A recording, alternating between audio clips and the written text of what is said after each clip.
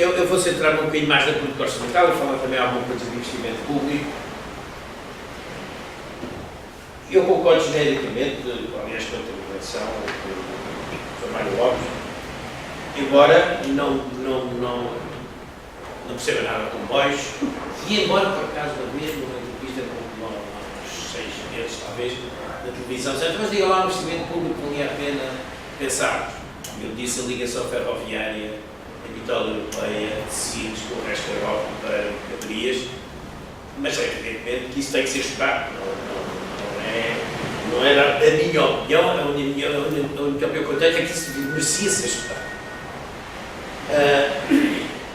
Vamos ver o problema depois da sustentabilidade um bocadinho deste tipo de investimentos. Agora, presumo que a maior parte das pessoas que esteja aqui não são economistas, são engenheiros, e há uma grande dificuldade, não é? Também com muitos economistas, algumas pessoas. Não sei se são economistas. Mas é, sobretudo,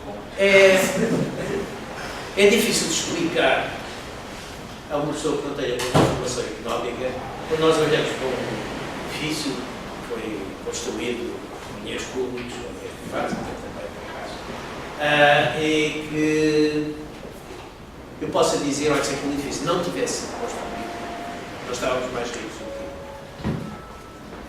que isso. É possível estar no edifício, pelo menos posso usá-lo, ou está aquela estrada, pelo menos posso usá-la. Pois é, o problema é se há 17, eu não tenho dúvidas que há 17, e eu uso regularmente os asfaltos, vou ao Porto, e tipicamente, ou vou de comboio, ou vou de carro. Quando vou de carro, há 8, há 17 por isso. Há 17 está vazia. É uma autoestrada fabulosa. Está vazia, quer dizer. Ali na zona da Figueira da Foz não se vê um carro. Portanto, se aquela autoestrada não tivesse sido construída, significava que todos nós tínhamos um bocadinho menos de impostos, todos nós estávamos a pagar um bocadinho menos de juros. E porque aquela autoestrada necessitava 12 mil carros dia que não tem. E, portanto, nós estamos a pagarmos, investimos, deixamos de consumir, investimos, e agora estamos a pagar para a manutenção da autoestrada. Portanto, ficávamos mais ricos se ela não existisse. Pode passar para o consenso, mas não é. E esta é uma mensagem importante. Quando nós falamos de políticas públicas, nós temos que falar de dois tipos de efeitos um bocadinho diferentes. Uns são aqueles chamados efeitos keynesianos, são efeitos de curto prazo, que é apenas para dinamizar conjunturalmente a economia. E eu, aliás, o Keynes, não sei, é pelo menos atribuído a ele, não sei se ele disse, se não, que ele dizia, bom, na situação atual, anos 30, até abrir e tapar buracos, valia a pena estar a fazer. O que era, um desperdício, mas era uma forma de injetar dinheiro na economia, e depois alguém gostou, enfim, era um bocado estúpido, e ele disse, não é assim muito estúpido, o que é que o homem tem andado a fazer isso desde tempos imemoriais? Cava para arranjar ouro, e depois os bancos centrais fazem um buraco para o guardar. Portanto, o ouro não é nada mais do que abrir e tapar buracos.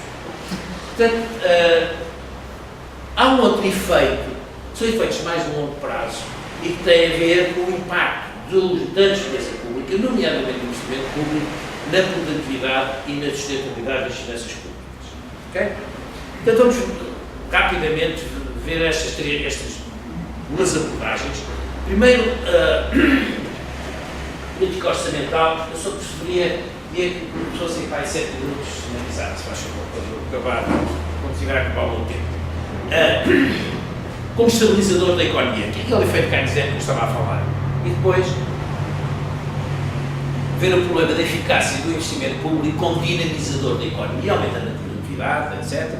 E depois, como falarei, mas dou só duas palavrinhas sobre o problema da sustentabilidade das finanças públicas. Ora bem, eu começo tipicamente este tipo de apresentações. Eu devo dizer que fui buscar uma apresentação, eu tinha feito uma apresentação parecida com a de hoje, aqui há uns 2006, por aí, e resolvi buscar os papéis que é que eu tinha dito estava até com medo que o computador já não tivesse, mas não estava. E importei uma ou outra figura e depois atualizei. Não estou a dar uma coisa de comida requentada por 7 anos. Mas este gráfico eu achei interessante trazê-lo para aqui. Isto é o caso do Japão. O Japão teve uma grande crise em 91. Colapso da bolha imobiliária, e daí para a frente tem andado em períodos de recessão, com períodos de deflação, os preços a cair. E devo dizer que ainda hoje, embora que sou desde 2004, não tenho seguido esta história muito mais recentemente, mas ainda hoje o Japão tem problemas dramáticos de crescimento, sendo a grande economia de sucesso de pós-guerra ao lado da Alemanha. Dividir isto aqui em 2 períodos, nós vemos é que o crescimento do Japão de 81 a 91 temos quase 4% de crescimento do PIB. E nessa altura o déficit orçamental era basicamente 0. Quando se dá a crise e ele começa a cair precipitosamente o PIB, como vê, de 92 a 2004 estamos a falar em 1% de crescimento e houve incentivos grandes incentivos do investimento público.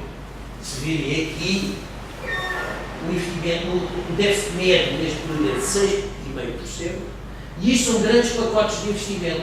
Então, cada vez que se baixa aqui, foram grandes pacotes, gigantescos pacotes de investimento. Não só investimento, houve também alturas em que chegaram a fazer transferências em dinheiro, cash, para as pessoas, $50 por pessoa, para elas gastarem dinheiro para dinamizar a economia e acabar com a deflação. Mas fizeram também grandes projetos de obras públicas, TGVs, por todo o lado, quando a ponte sobre o Tejo, a Vasco da Gama foi inaugurada, eles tinham, 15 dias depois, tinham mais 3 pontos maiores ainda que a Vasco da Gama, e portanto fizeram gigantescos pacotes de investimento público.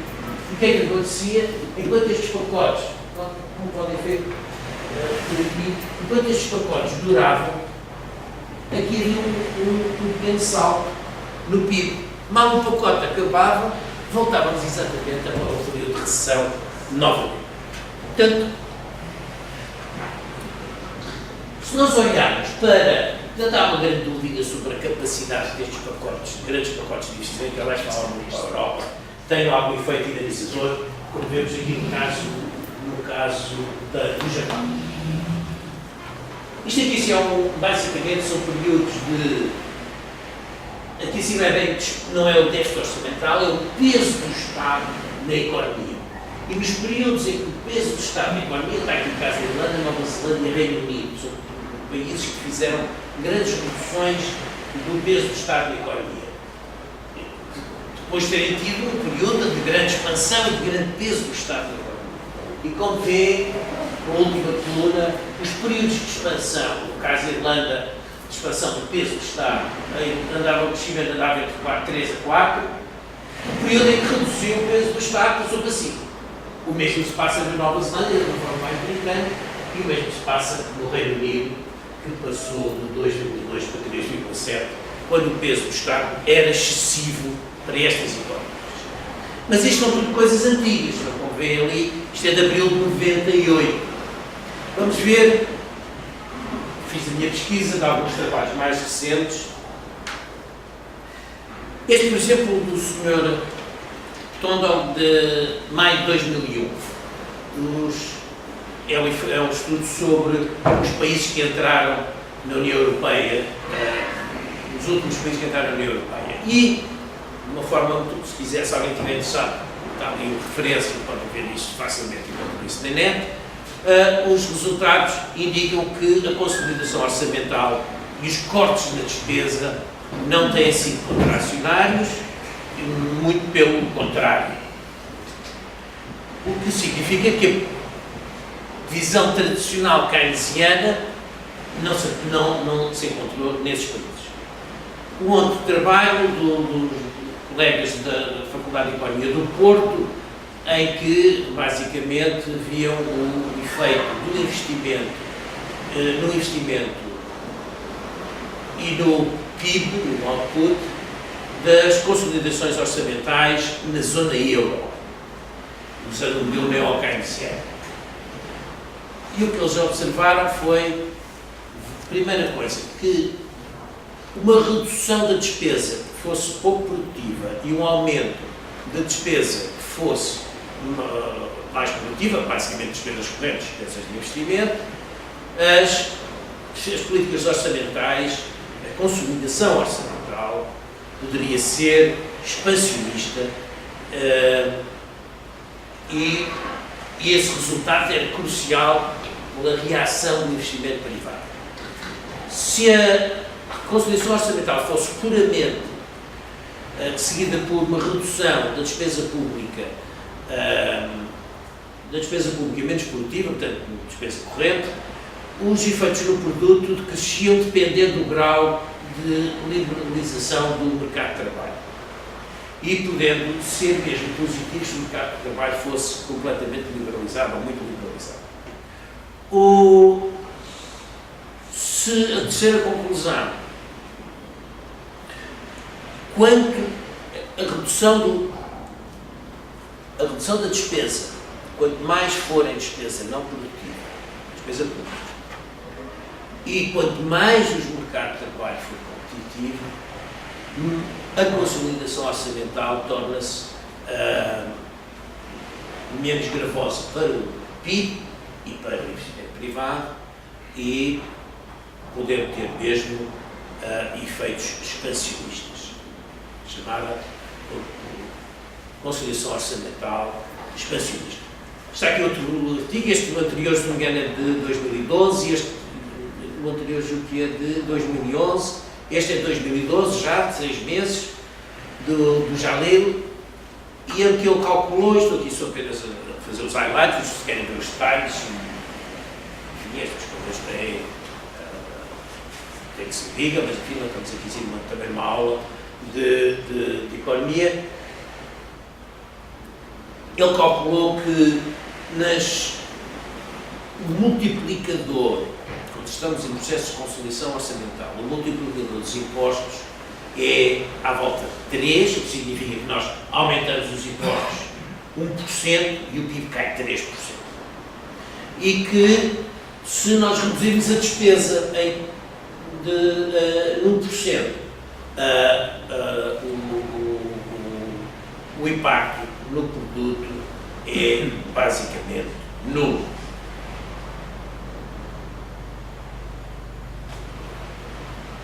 Este é um outro trabalho de 3 economistas, aliás, muito conhecidos, chamados a escola italiana, Alesina, Favero e Gervasi,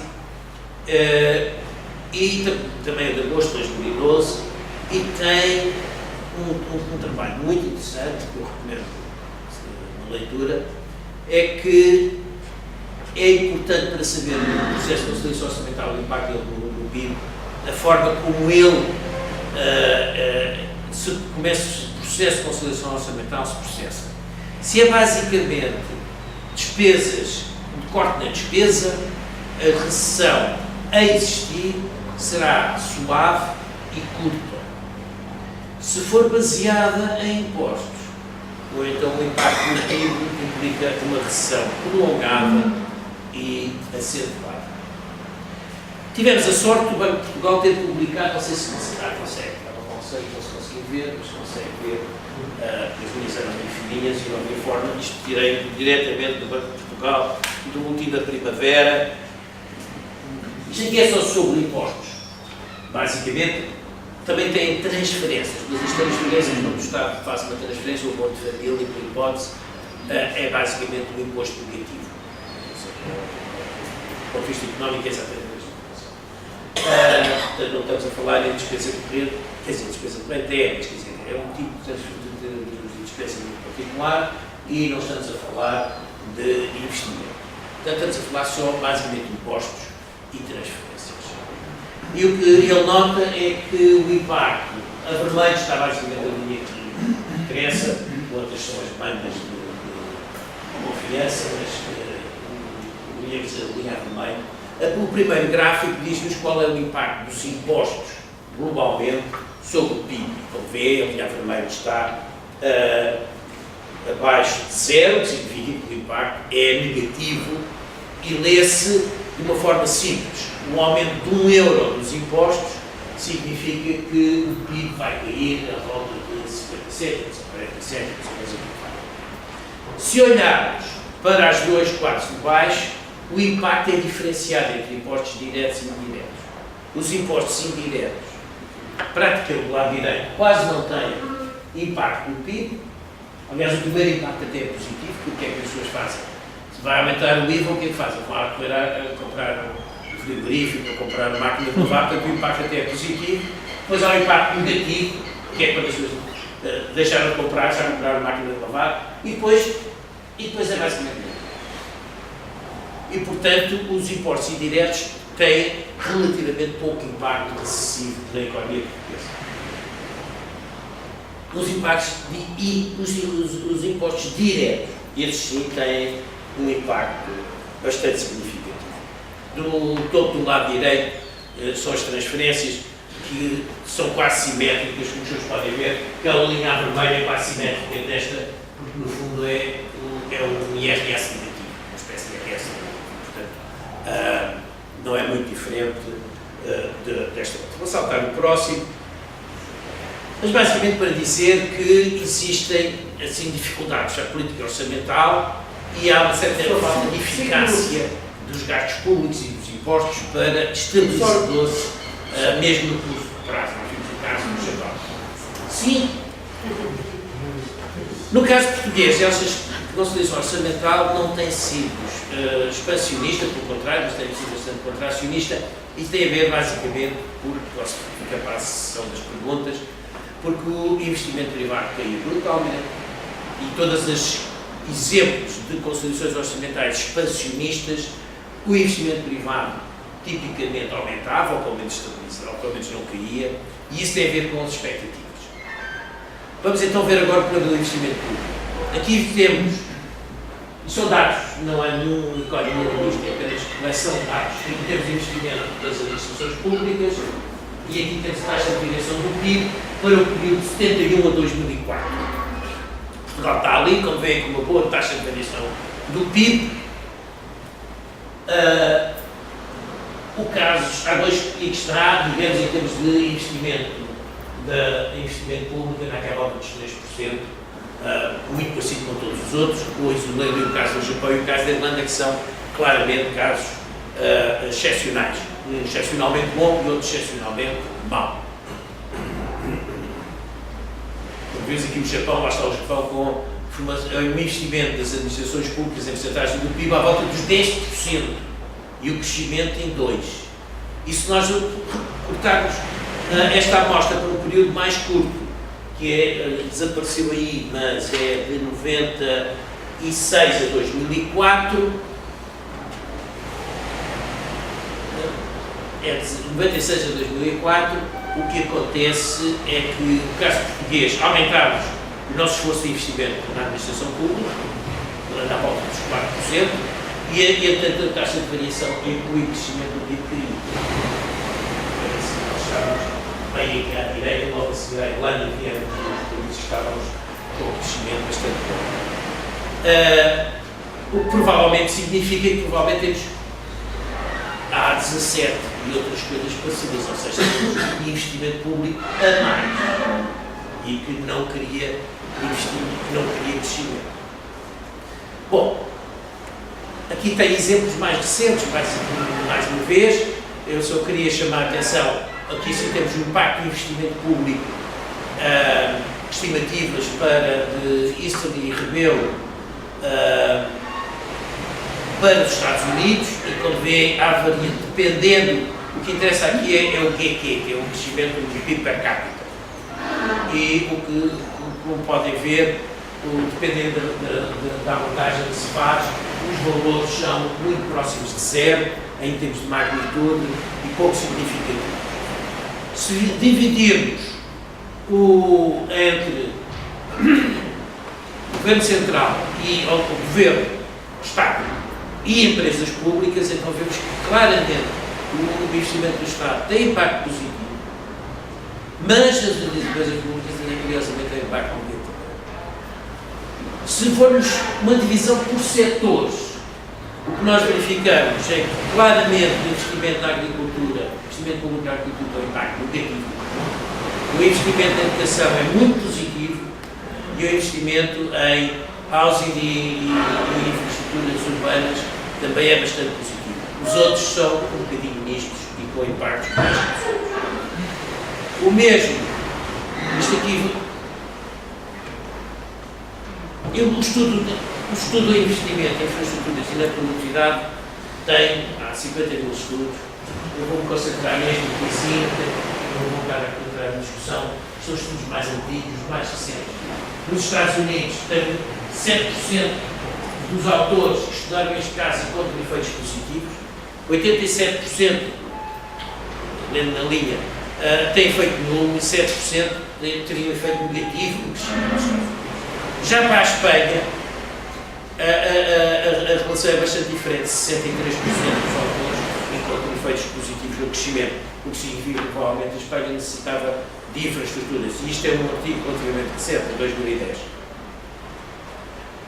Bom, eu não vou alargar demais, já que estou, provavelmente só tenho menos de um minuto, e já não vou ter tempo para falar minimamente sobre o problema da sustentabilidade das finanças públicas, vou apenas deixar uma pequena nota. O investimento público pode ser dinamizador do crescimento, mas é preciso um cuidadoso análise do setor onde estamos a falar e de uma análise do projeto. Não se pode dizer, ou constituir uma empresa, que se pode chamar empresa para construir um novo aeroporto, como havia, e depois dizer, agora vão lá estudar se o novo aeroporto é rentável. Quer dizer, alguém pode encomendar, assim, agora é administrador de uma empresa para construir um novo aeroporto. E agora digo, se o aeroporto é rentável do ponto de vista socioeconómico. Eu vou dizer não, fechar a empresa, vou para a rua, é o desumano pedir uma coisa destas a alguém. Portanto, tem que ser estudado e debatido, fora deste contexto. Mas o termo é fácil, igual que a internet, e tem que fazer com explicações sobre o que é que são os impactos e as pessoas poderem debater de forma simples, já estão a ler calhamaços nesta altura, que são os estudos sobre grandes infraestruturas, como no caso de infraestruturas ferroviárias ou infraestruturas como o novo aeroporto. Outro aspecto importante é que muitas vezes o investimento público pode ser rentável por si, pode ser rentável porque cria as chamadas externalidades noutros setores, nomeadamente setor privado. Para isto significa que o investimento público, o Estado não vai recuperar diretamente, só muito indiretamente, muito mais tarde, na medida em que vai melhorar as condições de funcionamento, por exemplo, de acordo com o professor Mário Lopes, que seria o caso do investimento em infraestrutura ferroviária. Ora bem, nessa altura há aqui um período em que o Estado tem que desembolsar o dinheiro. E este período pode não haver essa oportunidade, por isso simplesmente ninguém nos empresta. Há outro tipo de infraestruturas públicas que são rentáveis em si próprias. O caso que dou sempre como bom exemplo, aliás, bom exemplo das primeiras PPPs que fizeram em Portugal, são os estacionamentos em Lisboa e Porto. Estacionamentos subterrâneos. Que foram feitos por empresas privadas, que depois exploram aquilo durante 30 anos, ou o que for. Nós pagamos com a utilização do estacionamento e ao fim de 30 anos aquilo que vai para cá. É uma parceria público-privada perfeita, é fácil de fazer, eu sei, mas é perfeito.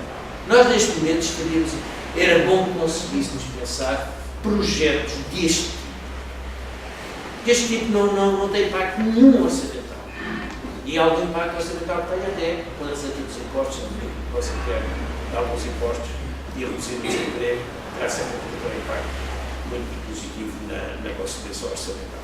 Portanto, agora, o Estado tem que se equipar para fazer as parcerias público-privadas e não tem know-how para fazer.